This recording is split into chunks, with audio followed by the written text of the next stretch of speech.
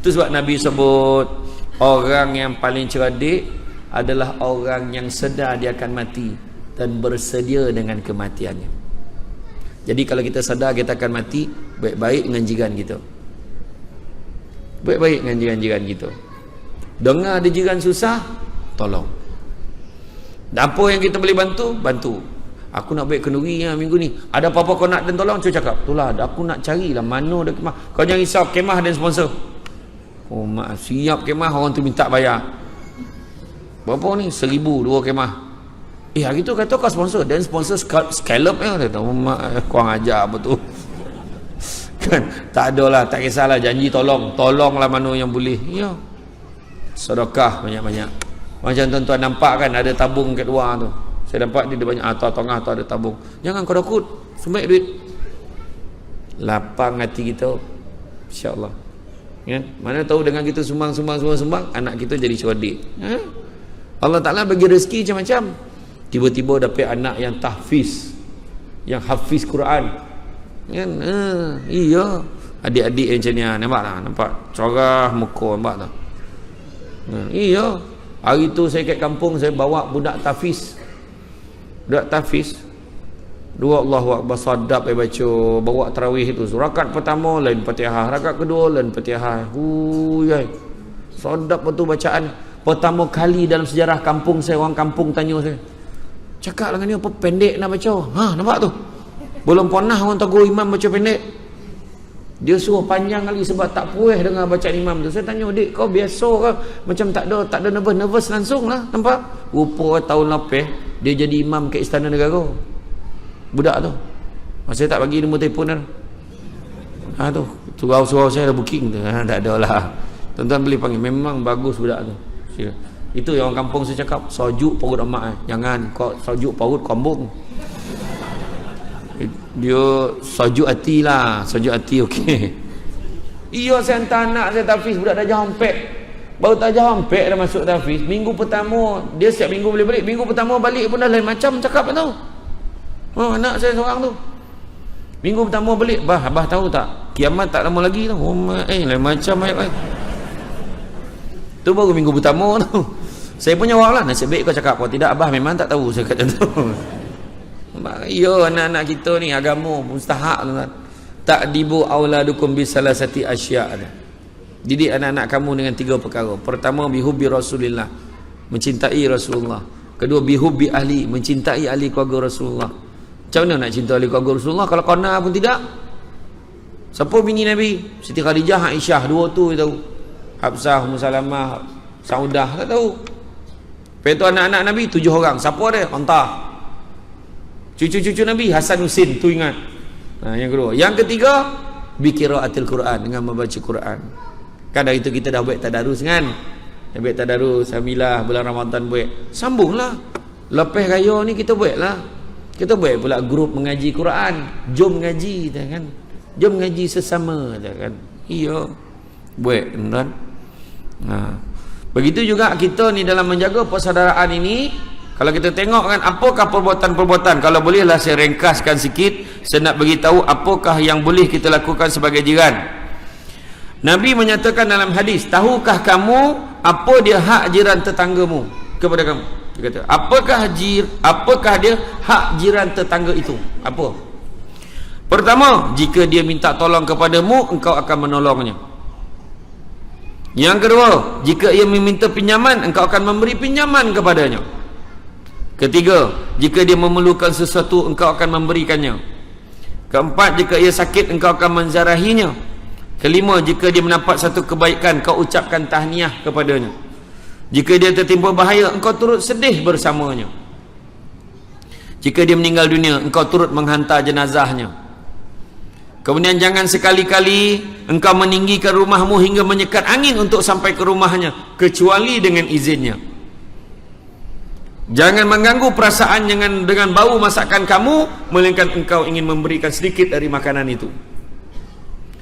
Jika engkau membeli buah-buahan, beri sedikit kepadanya. Jika engkau tidak mahu memberikan, maka hendaklah engkau memasukkan buah-buah itu ke dalam rumah secara rahsia supaya tidak kelihatan olehnya, dan janganlah membiarkan anakmu memakan buah-buahan itu di hadapan anaknya. Kelak anak jiran itu akan menangis mahukan buah tersebut. Nampak? Sampai macam tu sekali lah Nabi pesan. Itu sebab Nabi sebut orang yang paling cerdik adalah orang yang sedar dia akan mati dan bersedia dengan kematiannya. Jadi kalau kita sedar kita akan mati, baik-baik dengan jiran kita. Baik-baik dengan jiran-jiran kita. Dengar ada jiran susah, tolong. Dan apa yang kita boleh bantu, bantu. Aku nak baik kenduri minggu ni. Ada apa-apa kau nak dan tolong, cuba cakap. Itulah aku nak carilah mana ada kemah. Kau jangan risau, kemah dan sponsor. Oh maaf, siap kemah, orang tu minta bayar. Berapa ni? 1,000 dua kemah. Hari tu kata kau sponsor, dan sponsor scallop kata, kurang ajar apa tu. Kan tak adalah, tak kisahlah, janji tolonglah mana yang boleh. Ya, sedekah banyak-banyak. Macam tuan-tuan nampak kan ada tabung kat luar tu, saya nampak dia banyak tengah tu ada tabung. Jangan kau takut, sembik duit, lapang hati kita, insya-Allah. Ya, mana tahu dengan kita sumbang, anak kita jadi cerdik. Ya? Allah Ta'ala bagi rezeki macam-macam. Tiba-tiba dapat anak yang tahfiz, yang hafiz Quran. Kan? Iya. Adik-adik yang macam ni, nampak tak? Nampak corah muka, nampak tak? Iya. Hari tu saya kat kampung, saya bawa budak tahfiz. Budak tahfiz. Dua Allahu Akbar sadap baca, bawa tarawih itu. Rakaat pertama lain Fatihah, rakaat kedua lain Fatihah. Huyai. Sadap betul bacaan. Pertama kali dalam sejarah kampung saya, orang kampung tanya saya, cakap dengan dia apa pendek nak baca. Nampak tu, belum pernah orang tegur imam baca pendek. Dia suruh panjang kali sebab tak puas dengar bacaan imam tu. Saya tanya, dik kau biasa ke macam tak ada nervous langsung lah. Nampak rupa tahun lepas dia jadi imam kat Istana Negara, budak tu. Saya tak bagi nombor telefon dah. Tu surau saya dah booking tu. Tak ada lah, tuan-tuan boleh panggil. Memang bagus budak tu. Itu yang orang kampung saya cakap, sojuk perut emak. Jangan kau sojuk perut kombong. Dia sojuk hati lah, sojuk hati. Okey. Iya, saya hantar anak saya tahfiz, budak dah jampek. Baru tak jampek dah masuk tahfiz. Minggu pertama dia siap minggu boleh balik. Minggu pertama balik pun dah lain macam cakap tau. Anak saya seorang tu. Minggu pertama balik, abah tahu tak? Kiamat tak lama lagi tau. Lain macam ayat. Tu baru minggu pertama tu. Saya punya orang lah, nasib baik kau cakap. Kalau tidak, abah memang tak tahu saya kata tu. Ya, anak-anak kita ni agama mustahak tuan. Ta'dibu auladukum bisalasati asya'. Didik anak-anak kamu dengan 3 perkara. Pertama, bihubbi Rasulillah, mencintai Rasulullah. Kedua, bihubbi ahli, mencintai ahli keluarga Rasulullah. Macam mana nak cinta ahli keluarga Rasulullah kalau kena pun tidak? Siapa bini Nabi? Siti Khadijah, Aisyah, dua tu dia tahu. Hafsah, Ummu Salamah, Saudah tak tahu. Lepas tu anak-anak Nabi 7 orang. Siapa dia? Ontah. Cucu-cucu Nabi Hasan Husin, tu ingat. Yang kedua. Yang ketiga, biqiraatil Quran, dengan membaca Quran. Kan dari itu kita dah buat tadarus kan?